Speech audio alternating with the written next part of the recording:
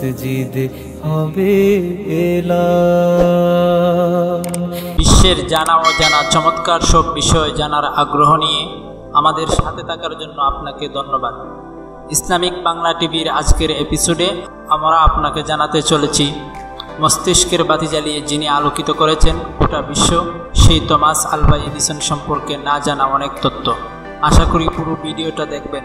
আর আপনি যদি আমাদের চ্যানেলে নতুন হয়ে থাকেন তাহলে আমাদের চ্যানেলটি সাবস্ক্রাইব করে নেবেন এবং পাশে থাকা বেল আইকনটি বাজিয়ে রাখবেন যেন পরবর্তী ভিডিওগুলো মিস না হয়।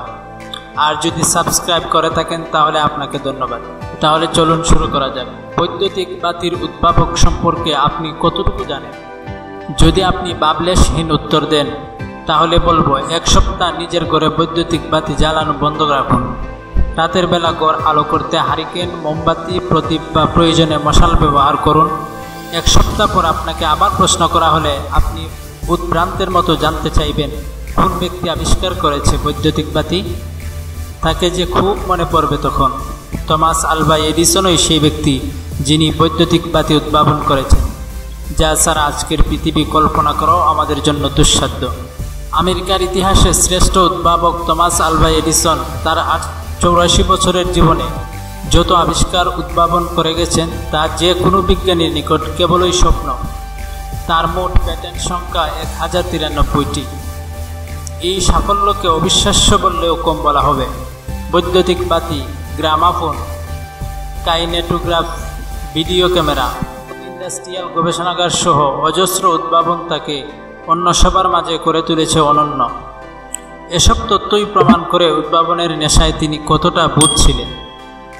টমাস আলভা এডিসন 1847 সালের 11 ফেব্রুয়ারি যুক্তরাষ্ট্রের ওহিও অঙ্গরাজ্যের মিলান শহরে জন্মগ্রহণ করেন। তার বাবা স্যামুয়েল এডিসন জুনিয়র ছিলেন ব্যবসায়ী, মা ন্যান্সি ইলিয়েট এডিসন ছিলেন স্কুল শিক্ষিকা। এডিসন দম্পতির ঘরে জন্ম হয় 7 সন্তানের, যাদেরই একজন টমাস আলভা এডিসন। তবে তাদের মধ্যে 3 জনই শৈশবে মারা যায়। জন্ম থেকেই যুক্তরাষ্ট্রে থাকলেও এডিসনের বাবা স্যামুয়েল ছিলেন কানাডার অধিবাসী। ম্যাকেঞ্জি বিপ্লবে জড়িত থাকার অভিযোগে তিনি কানাডা থেকে যুক্তরাষ্ট্রে ফেরারি হন। শৈশবে একবার মারাত্মক ব্যাধি স্কারলেট জ্বরে ভোগার সময় কানে ইনফেকশন হয় এডিসনের। এতে করে তার শ্রবণ ক্ষমতা অনেকটাই কমে যায়। প্রাপ্তবয়স্ক হতে হতে তিনি প্রায় বধির হয়ে যান। তবে মজার ব্যাপার হলো, পরবর্তীতে কোনো এক সময় তিনি শৈশবের স্মৃতিচারণ করতে গিয়ে বলেছিলেন ট্রেন দুর্ঘটনায় তার কানের শ্রবণ ক্ষমতা কমেছিল। 1854 সালে এডিসন পরিবার ওহিও ছেড়ে মিশিগান অঙ্গরাজ্যে চলে যায়। সেখানেই শুরু হয় টমাস আলভা এডিসনের প্রাতিষ্ঠানিক শিক্ষা।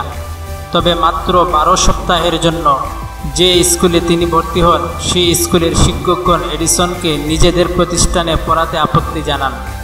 এডিসনের মা এই আপত্তির কারণ জানতে চাইলে শিক্ষকরা কেবল এতটুকুই বলেন, ডিফিকাল্ট টু আন্ডারস্ট্যান্ড। এডিসনকে তার শিক্ষকরা বুঝতে না পারলেও তার মা ঠিকই বুঝেছিলেন। তিনি ছেলেকে আর কোনো স্কুলে ভর্তি করাননি, বরং নিজে স্কুল শিক্ষিকা হবার সুবাদে বাড়িতেই শিক্ষাদান শুরু করেন। 11 বছর বয়স থেকে জ্ঞান অর্জনের জন্য এডিসনের আর তার মাকে দরকার হলো না। ততদিনে তার জ্ঞান স্পৃহা অবিশ্বাস্য পরিমাণে বেড়ে গেল।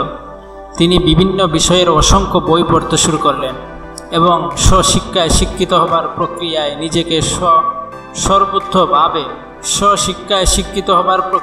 নিজেকে সর্বোচ্চভাবে যুক্ত করলেন। ভাবতে কি একটু অবাক লাগছে না?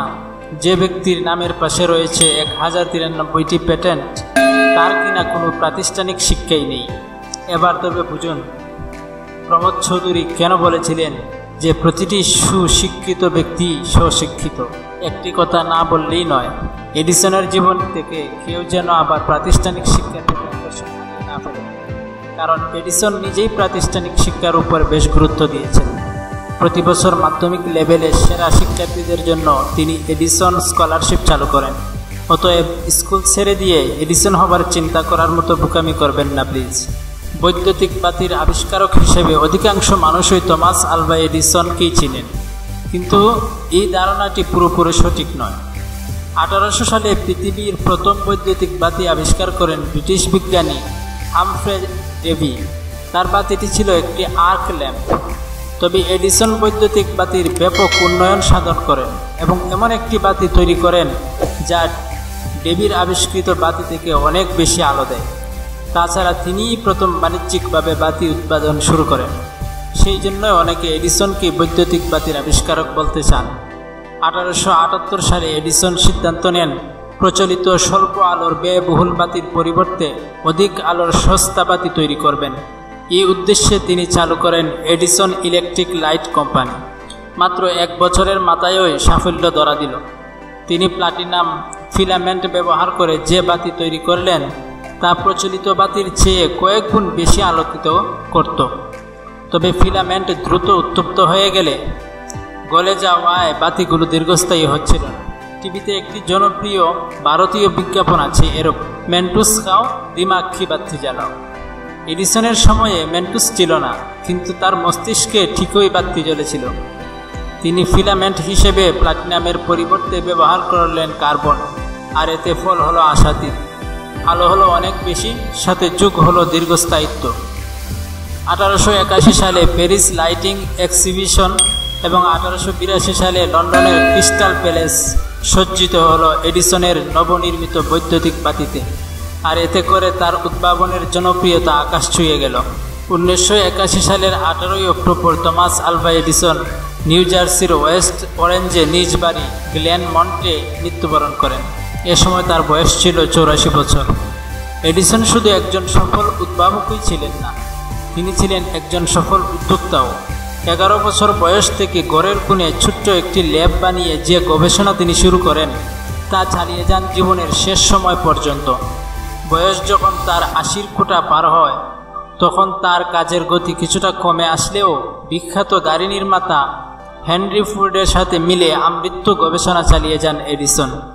যে ব্যক্তির পোশাকে সবসময় থাকত বাজ, যার চুলগুলো এলোমেলো বৈদিক হতো না কখনো, প্রাতিষ্ঠানিক শিক্ষা ছিল যার শূন্য, সেই এডিসন শিল্প বিপ্লব যুগের সভ্যতাকে একা হাতে যতটুকু এগিয়ে দিয়ে গেছেন তা যে কারো জন্য কল্পনাতীত। তার জীবনের প্রতিটি দিকই অনুপ্রেরণাদায়ক।